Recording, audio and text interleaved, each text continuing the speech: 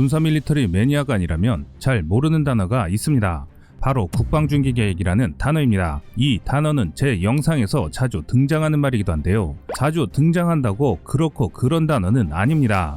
이 국방중기계획이라는 단어에는 우리 대한민국이 앞으로 그려내는 국방력의 청사진이 담겨져 있기 때문이죠. 말 그대로 국방중기계획의 계획이라는 말은 앞으로 우리가 이룩해 나갈 것들이라고 이해하시면 쉽게 받아들일 수 있습니다. 하지만 그 속을 자세히 들여다보면 한 국가의 모든 국방력을 총 직결하기 때문에 많은 내용을 포함하고 있는데요. 사실 국방중기계획은 우리 대한민국 국민들과 전 세계의 한국의 군사력을 여기까지 키우겠다는 계획을 대내적으로 공표하는 것이기 때문에 단순한 단어라고 치부하기에는 어려운 말입니다. 여기에 사용된 단어 하나하나가 말 그대로 국가의 위상이 달린 일이며 우리 한국의 기술력을 알리는 것이기 때문에 대부분 중기계획에 포함된 사업이라면 정말 특별한 일이 있지 않는 이상 그대로 진행된다고 보셔도 무방합니다.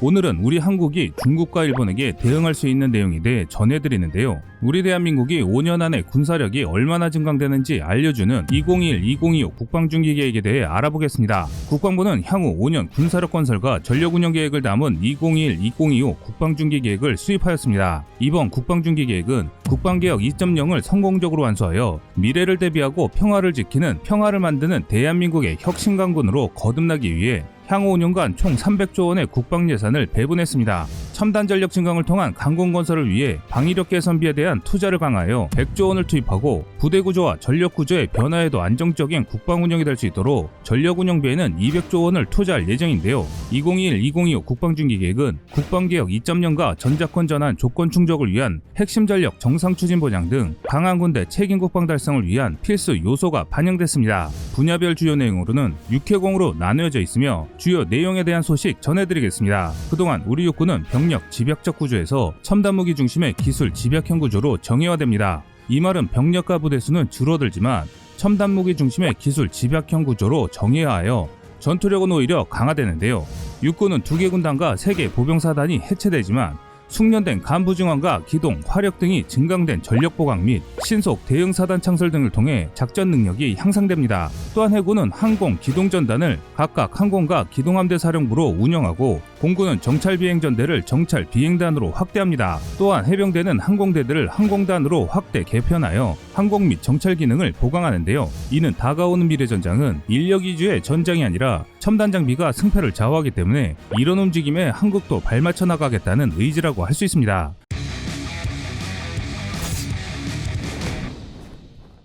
앞으로 5년 동안 우리 대한민국이 계획하고 있는 군사력 증강 계획은 누가 보면 마치 뒤가 없는 것처럼 국가의 모든 사력을 다해서 추진하고 있습니다. 이는 마치 전쟁을 준비하는 것과 같은 모습을 보이고 있습니다. 하지만 우리 대한민국은 전쟁을 준비하고 있는 것이 아니라 대비하고 있는 것입니다. 과거 우리 한반도의 역사를 뒤돌아보면 나라의 군사력이 약할수록 주변국들이 쳐들어왔습니다. 동북아시아에선 주변국들이 우선적으로 한국을 가장 쉬운 먹잇감으로 삼아왔기 때문에 그들의 머릿속과 DNA에는 우리 한국이 아주 쉬워 보일 텐데요. 전쟁을 방지하고 예방하는 것은 주변국이 아예 그런 생각에 들지 못하도록 아주 압도적으로 강력한 군사력을 보유하는 것이 오히려 전쟁을 억제하고 가장 확실하게 평화를 지키는 길이라 할 수 있습니다. 그래서 한국은 2020년 중반까지 주변국들이 놀랄만한 일들을 추진하고 있습니다. 대한민국은 앞으로 5년 동안 우리 군에서 보게 될 살벌한 군사력 증강뿐만 아니라 그보다 더 대단한 경제 성장과 발전도 함께 보게 될 것입니다. 지금 우리 대한민국은 이제껏 한 번도 겪어보지 못한 대한민국 건국 이래 최고의 번영의 시기를 준비하고 있습니다. 최근 우리나라의 국력은 날이 갈수록 경제와 군사력 그리고 국민의식 부분에서 폭발적인 속도와 질로 성장하고 있습니다. 그중 군사력 증강 계획의 내용이 엄청납니다. 향후 5년간 무려 300조 원을 들여 군사력을 더 업그레이드 시키겠다는 것인데요. 이는 우리 한국 역사상 이렇게 군사력에 막대한 예산을 쏟아본 적이 없으며 그로 인해 증강되는 군사력 부분도 실로 엄청납니다. 주변국인 중국과 일본이 이 모습을 본다면 실로 살벌하다는 표현밖에 안 나올 것인데요. 2020년 현재 대한민국의 군사력은 이미 세계 6위인데 5위인 일본과는 정말 종이 한 장 차이라서 사실 따지고 보면 5, 6위권입니다. 그런데 이 숫자가 정말로 대단한 것이 우리 대한민국은 2017년 11위였던 것이 불과 4년 만에 올해 6위까지 치고 올라온 것입니다. 게다가 최근 3년간에 매년 국방비를 연 8%씩 추가 지출하고 있습니다. 이는 체력과 몸집을 엄청나게 키우고 있다는 것입니다. 한국은 과거 단순히 육군에만 몸집을 키우는 전략을 갖고 있었습니다. 하지만 현재 진행되는 사업들은 첨단화된 군 시스템과 정의화를 추진하고 있는데요. 그런데 앞으로 5년 동안 지금보다 더 살벌한 무장을 할 것으로 보입니다. 육군은 하늘을 나는 전략미사일부터 시작해 K2 전차에 이르기까지 업그레이드를 진행하고, 해군은 4만 톤이라는 경항공모함과 중형급 핵잠수함까지 진행하고 있습니다. 또한 공군은 대한민국 최초의 스텔스기부터 시작해 그동안 군사 선진국들만 보였던 공대공 미사일 제작까지 추진하고 있습니다. 우선 우리 군은 이미 미국으로부터 약 7조 원의 예산으로 총 40대의 최고의 전투기를 할 수 있는 F-35E를 구매한 바 있습니다. 여기에다 우리 해군에서 운영할 항공모함의 함재기로 선택된 기체는 F-35B 전투기입니다. F-35B의 성능으로 말들이 많긴 하지만 서방 국가들이 함재기로 쓸 수 있는 가장 최신의 스텔스기이며 최선의 선택이라는 것은 틀림없는 사실입니다. 일부 어떤 사람들은 F-35C를 사용해야 되는 게 아니냐는 말씀을 하시는데, F-35C는 미국만 유일하게 사용하고 있고 현재 우리 항공모함에서는 사용이 현실적으로 불가능합니다. 그래서 우리 한국이 1차로 선택한 함재기는 F-35B가 가장 최적의 선택이라고 할 수 있습니다. 우리 한국은 이 전투기들을 대략 20대 정도 추가로 도입할 예정입니다. 예산으로는 40대 추가 구매와 각종 후방 지원 장비를 포함해 7조 원을 예상하고 있습니다. 한편 우리 한국은 처음 미국의 스텔스기를 계약할 때 최대 130대까지 수입하는 것으로 계약을 진행했는데요. 그래서 이번 계약이 순조롭게 진행되면 최대 30대의 스텔스기를 더 들여올 수 있습니다. 그런데 우리 한국은 이런 최신 전투기를 총 100대나 구입하는 것에 만족하지 않고 늘 그렇듯 그걸 또 자기 손으로 직접 만들어내는 놀라운 능력을 갖고 있습니다. 그런데 이것이 다른 나라들의 입을 떡 벌어지게 합니다. 한국은 그것을 아무렇지도 않게 또 성공합니다. 그동안 미국에게 전투기를 구입해서만 쓰던 나라에서 처음으로 만드는 한국형 차세대 전투기 사업이라는 관점에서 보자면 한국 사람들을 미쳤다고 생각할 정도인데요. 자신들은 꿈도 꾸지 못하는 예산과 방법으로 그것을 성공하고 있습니다.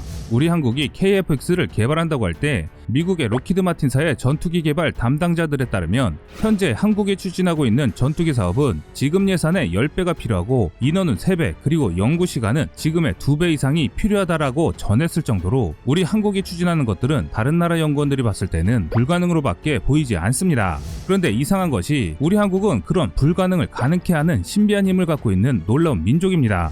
처음 우리 한국이 KF-X를 개발한다고 밝히자 그들은 우리 한국을 전투기에 대해서 정말 아무것도 모르는 바보라고 생각했다가 지금 한국의 KF-X를 보고는 이게 어떻게 가능하냐는 식의 놀라움을 금치 못하고 있습니다. 자신들만 외계인을 감금하고 일을 시키는 줄 알았는데 한국도 어디에다 외계인을 가둬놓고 일 시키고 있나 싶을 정도로 정말 대단한 도전이고 어마어마한 성과라고 전하기도 하는데요. 대한민국 공군은 2026년 전에 완성된 KF-X 전투기들을 실전 배치한다는 계획인데 비행기 동체나 레이더를 만드는 것만 해도 충분히 놀라운 도전입니다. 이뿐만 아니라 가장 어려운 난제도 하나씩 해결해 나가면서 주변국들을 당황하게 만들었습니다. 그 신뢰로 우리가 최첨단 레이더인 A사 레이더를 자체 개발한다고 했을 때 주변국들에서는 아마 그거 어려울 것이라는 정도가 아니라 절대 성공하지 못할 것이라고 장담을 했습니다. 오죽했으면 우리나라의 군사 전문가들도 절대 성공하지 못할 것이라고 호언 장담까지 했는데요. 그만큼 A사 레이더 기술은 단기간에 따라잡을 수 있는 그런 기술이 아니란 것이죠. 하지만 또 그 어려운 일들을 한국은 단시간에 성공했을 뿐만 아니라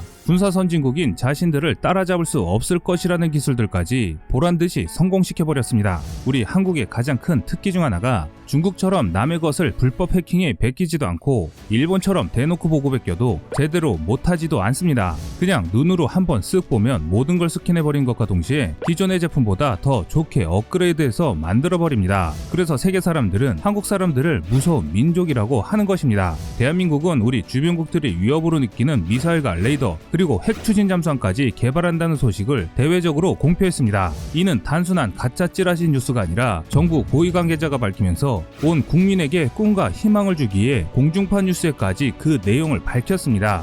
그 이후 한국의 행보는 거침이 없었습니다. 과거 중국과 일본의 눈치를 봐왔던 예전의 한국과는 사뭇 다른 모습이었습니다.